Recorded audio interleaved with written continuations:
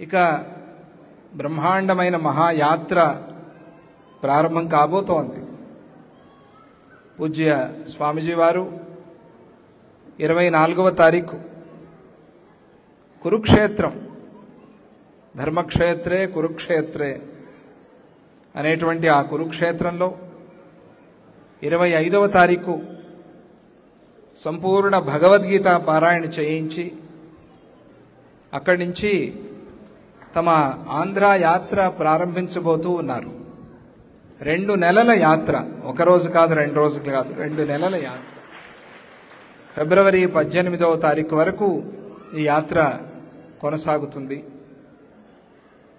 స్వామీజీ వారు శ్రీరాముడిగా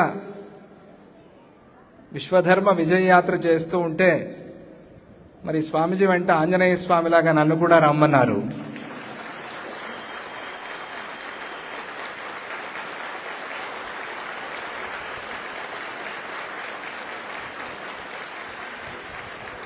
నేను ఒక్కడనే కాదు, మనమందరము ఆంజనేయ స్వాములుగా స్వామీజీ వారి వెంట యాత్రలో బయలుదేరాలి.